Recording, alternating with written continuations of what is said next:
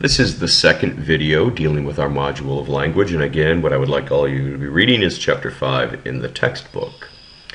What we're going to do in this video is we're going to illustrate 2 or possibly even 3 of those 4 themes that we outlined in the first video.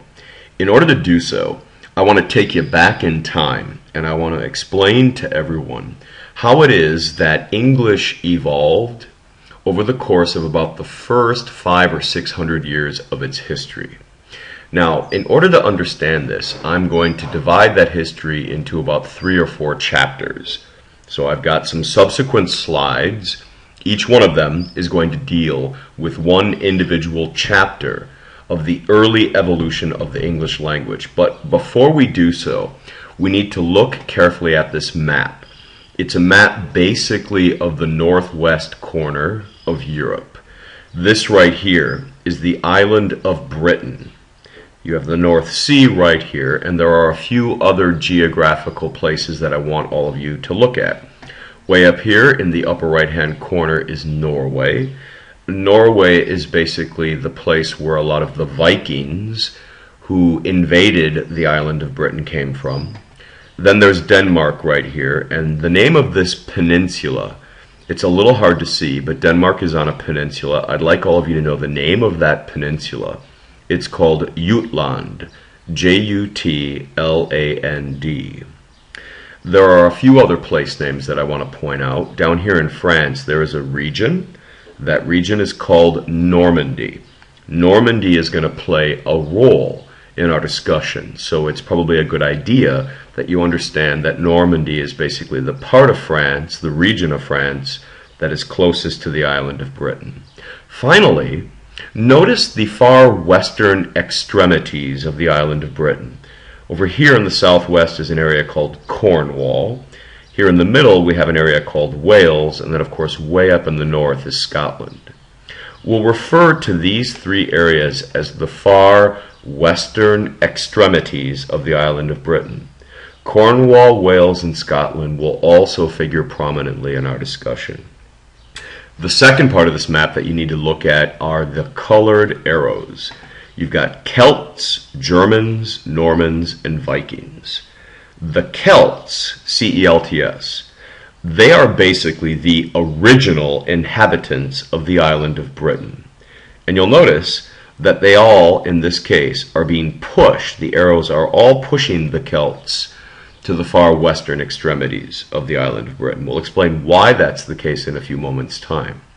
The Germans basically represent a variety of Germanic tribes that left Jutland and basically pushed over to the island of Britain in the 400s AD, or the 5th century.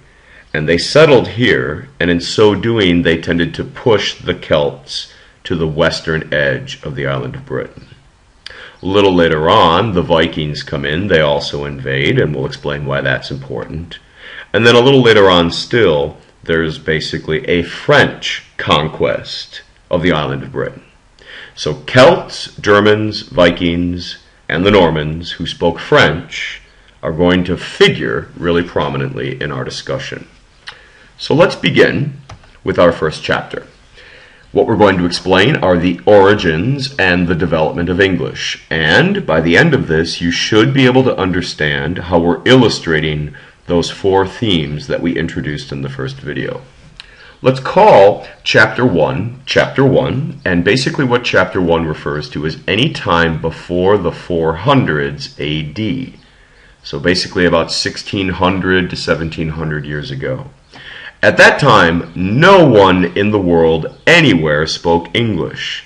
It had yet to become a distinct language. There were people who spoke, for example, early German, which eventually would evolve into English, but no English was spoken yet at this time. So English is actually a relatively young language.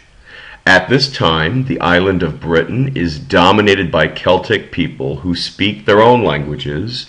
They are Celtic languages, and they include early versions of Gaelic, Welsh, and Scottish. Languages that today are basically dying. so few people speak them, and they tend to be older people, that eventually it is thought these languages will go extinct. But at one time, they were the dominant languages of the entire island of Britain. Chapter 2 represents a critical watershed event. It happens in the 400s AD, or the 5th century, and it lasts for a pretty long time. It goes on all the way to the 900s AD, or the 10th century, so about 500 years. Chapter 2 is associated with what is called by historians the Germanic invasions of Britain. They begin in the 400s and they basically end in the 900s.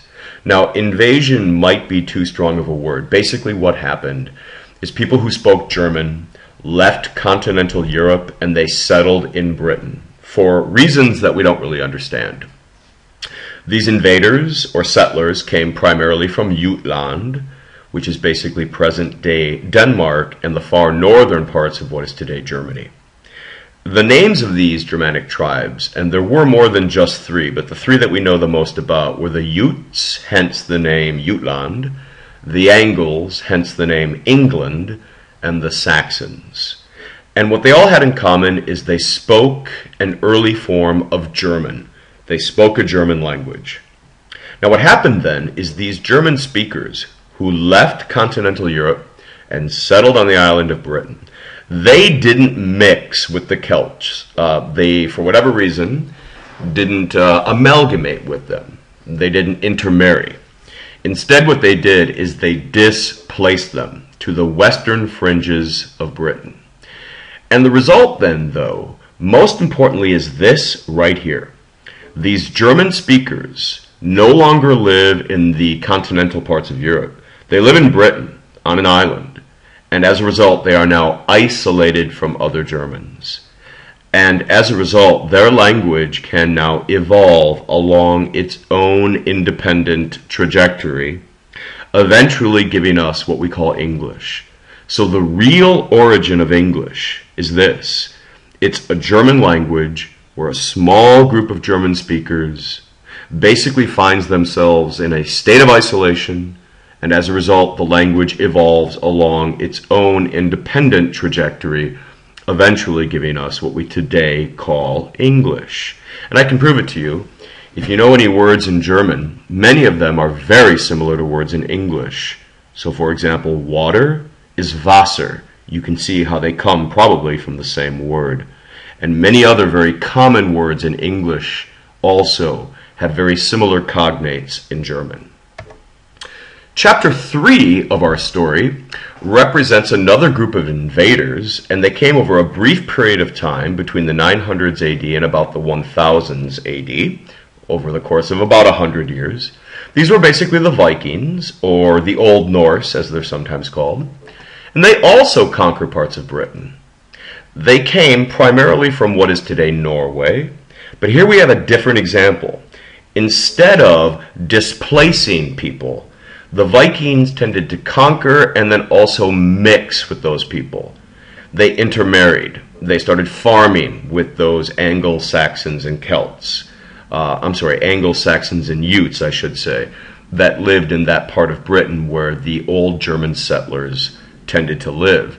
And as a result, their language, Old Norse, begins to mix with Old English. And as a more important result, we get new words in the English language, all of which have their origins in Old Norse, which is what the Vikings spoke. Words like egg, anger, Thursday, skill. None of those are German in origin or Celtic in origin, but they come from the Vikings, who mixed with these people that had settled on the island of Britain. Chapter 4 has a very specific beginning period and a very specific end period. It runs from 1066 AD to the 1330s, roughly. And that's when a particular turn of events means that now Great Britain is ruled by France. It's called the Norman, and they spoke French, conquest of Britain.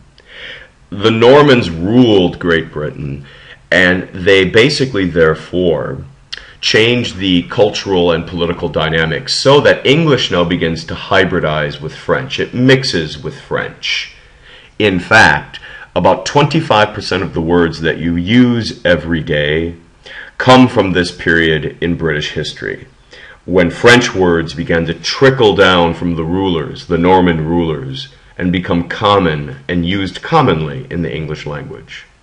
So, to summarize, the creation of modern English is thus a product of both isolation, that initial isolation from other Germans, and then mixing or hybridization with both the Old Norse or Viking, and then later on the French cultures.